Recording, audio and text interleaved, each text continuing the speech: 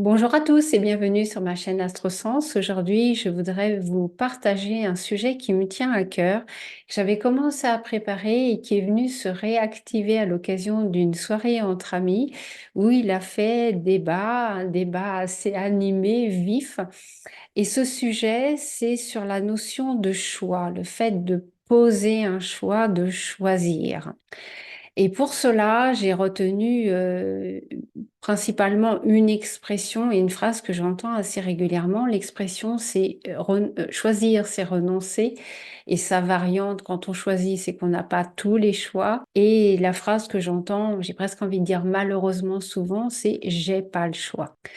Alors, l'idée ici n'est pas bien évidemment de poser une vérité universelle, ça n'est pas non plus de déterminer qui a raison ou qui a tort, pas du tout, c'est simplement de prendre conscience que les mots que nous utilisons, de façon consciente ou pas d'ailleurs, ont un sens et qu'ils sont généralement le reflet soit de notre ouverture, c'est-à-dire de notre conscience à soi, soit au contraire de notre enfermement. Si je reprends donc ma première expression, choisir, c'est renoncer, j'ai toujours trouvé cette expression négative, pessimiste, voire même violente, parce que elle met en fait l'accent sur le principe de renoncement, d'abandon, de perte. Et la question est pourquoi? Selon moi, le principe même de choisir, c'est se connecter à, adhérer à, c'est préférer, valoriser, prioriser. Dans les faits, quand on choisit, c'est qu'on a priorisé une situation plutôt qu'une autre parce qu'elle nous apporte un avantage au niveau d'un élan, d'un plaisir ou d'un besoin. Je vais prendre un exemple. Si je décide de partir en vacances et si j'évacue tout de suite l'idée du choix concernant le moyen de transport, donc voiture, train, avion, je décide de prendre ma voiture, j'ai encore le choix effectivement de voyager via l'autoroute ou via les chemins de campagne. Si j'utilise l'expression choisir, c'est renoncer, ça veut dire que je vais renoncer à l'une des deux.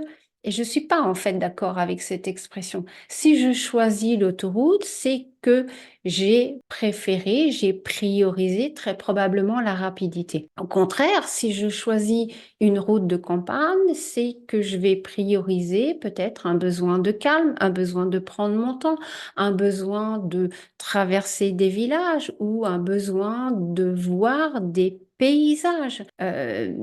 Mais j'ai pas renoncé pour autant à l'autre possibilité, d'autant plus si je m'autorise à réviser mon choix initial, je peux tout à fait changer d'avis et prendre, dans mon exemple, un chemin de traverse qui me permettra de passer de l'un à l'autre. Si j'ai choisi l'autoroute, rien ne m'interdit de passer sur les routes de campagne ou inversement, si j'ai choisi les routes de campagne, rien ne m'interdit de choisir l'autoroute. Je peux même dans l'absolu faire les deux, commencer par l'un et finir sur l'autre.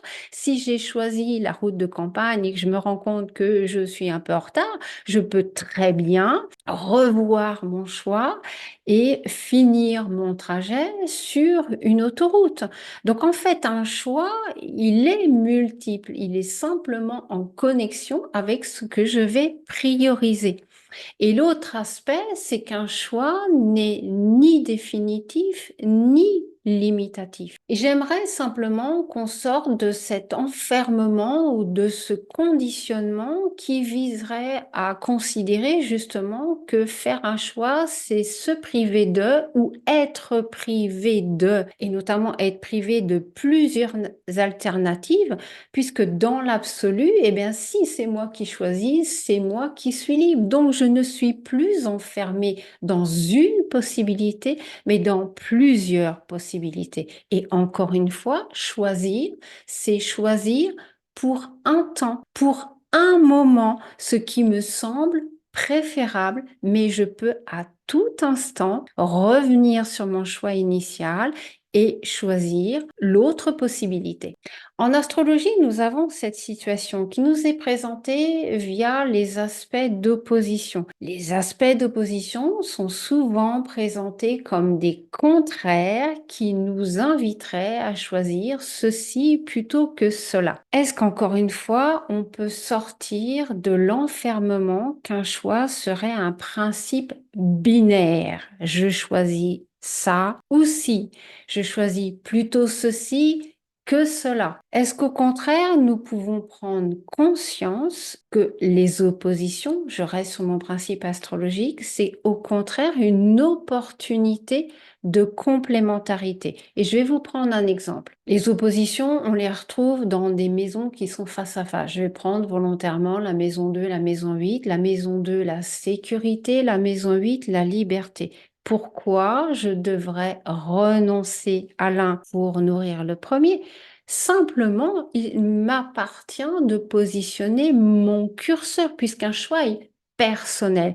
Je peux mettre mon choix, mon curseur au milieu, et auquel cas j'aurai 50% de sécurité, 50% de liberté. Mais je peux aussi déplacer mon curseur d'un côté et de l'autre, auquel cas je peux avoir 40% de sécurité, 60% de liberté, ou dans l'autre sens, 70% de liberté et 30% de sécurité. À partir du moment où je me serai connecté à ce qui fait sens et ce que je vais privilégier, pour autant, rien ni personne ne me demande de renoncer à ce qui est en face. Concernant cette fameuse phrase, j'ai pas le choix. Alors, à titre personnel, elle m'évoque toujours le fait d'avoir déjà fait un choix, mais certainement un choix qui a été fait par dépit et qui ne manquera pas de nourrir une amertume, voire des reproches. Et on va le retrouver dans ces fameuses phrases, c'est la faute de, alors un tel, ou c'est la faute de telle situation.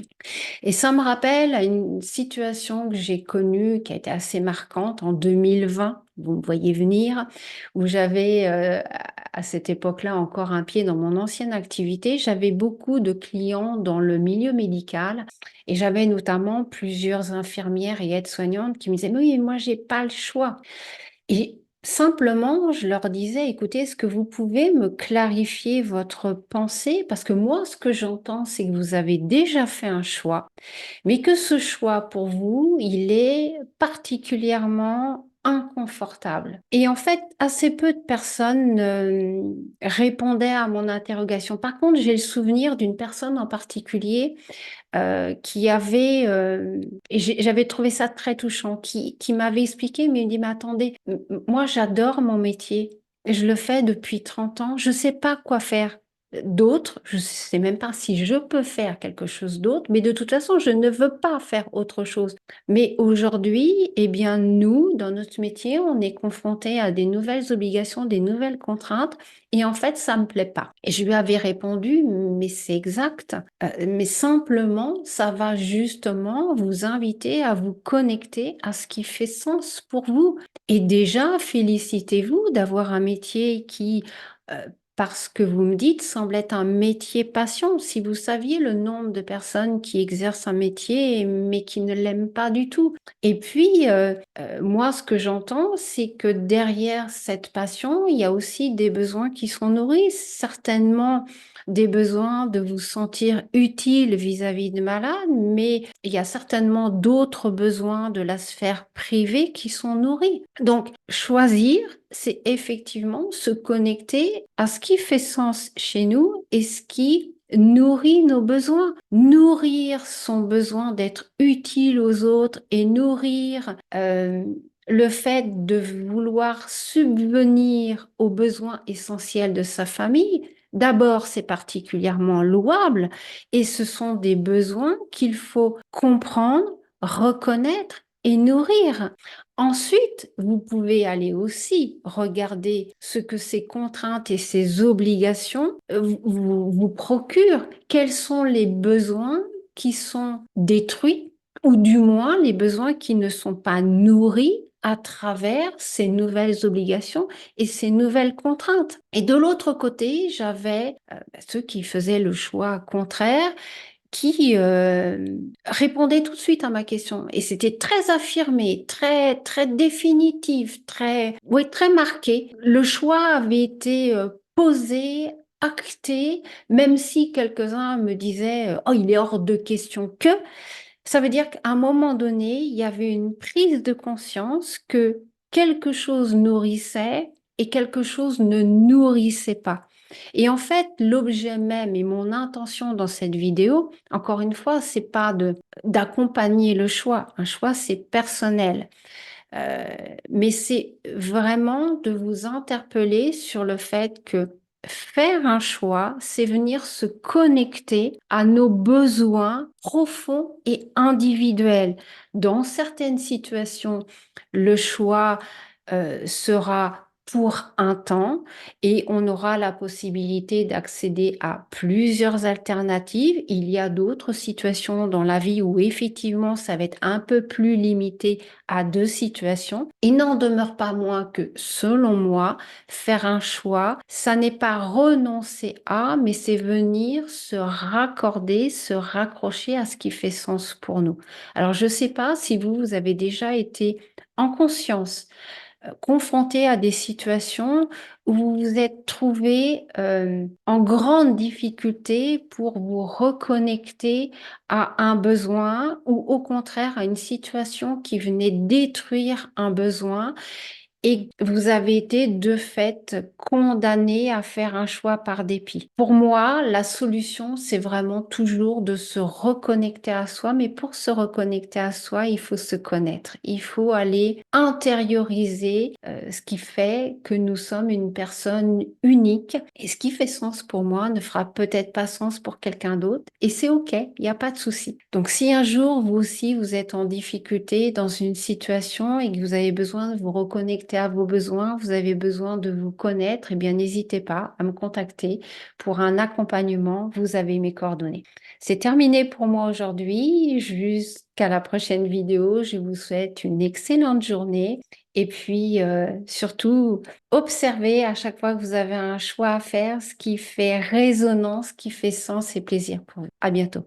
Ciao.